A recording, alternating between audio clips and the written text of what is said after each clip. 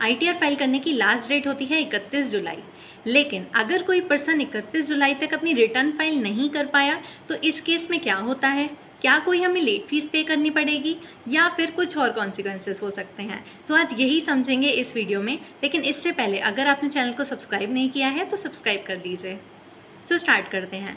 सबसे पहला, अगर आप आईटीआर फाइल नहीं करते हैं ड्यू डेट पर तो आपके पास एक ऑप्शन होता है कि आप बिलेटेड आईटीआर फाइल कर सकते हैं अप टू 31 दिसंबर। लेकिन अगर हम 31 जुलाई के बाद आईटीआर फाइल करते हैं तो इस केस में हमें एक लेट फीस पे करनी पड़ती है अंडर सेक्शन 234F। ये लेट फीस डिपेंड करती है कि आपकी इनकम कितनी है। अगर आपकी इनकम 5 लाख तक है तो आपको 1,000 रुपये लेट फीस पे करनी होगी। अगर आपकी इनकम 5 लाख से ज़्यादा है तो आपको 5,000 रुपये लेट फीस पे करनी होगी। सेकंड, अगर आपने अपनी आईटीआर लेट कर दी यानी कि 31 जुलाई के बाद फाइल की तो इस केस में अगर आपका कोई भी कैपिटल लॉस है तो आप उसको कैरी फॉरवर्ड नहीं कर पाएंगे।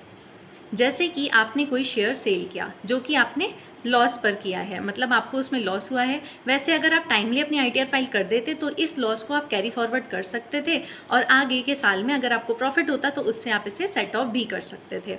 लेकिन अब आपने अगर आईटीआर अपनी लेट फाइल की है तो आप अपने लॉस को कैरी फॉरवर्ड नहीं कर पाएंगे। और थर्ड पॉइंट आता है, अगर हमने अपनी 31 जुलाई के बाद आईटीआर फाइल की तो हमें न्यू रिजीम को ही ऑप्ट करना पड़ेगा क्योंकि ओल्ड रिजीम को ऑप्ट करने का ऑप्शन फिर हमारे पास नहीं रहेगा। अगर आप चाहते हैं कि आपको ओल्ड रिजीम में आईटीआर फाइल करनी है तो आपको 31 जुलाई तक ही अपनी आईटीआर फाइल करनी होगी। तो ये तीनों केस थे जिसमें आपको पेनल्टी पे करनी पड़ सकती है, साथ ही साथ आपको न्यू रिजीम ऑप्ट करनी पड़ेगी और आपके लॉसेस भी कैरी फॉरवर्ड नहीं होंगे। अगर वीडियो अच्छी लगी हो तो लाइक और शेयर भी कर दीजिएगा।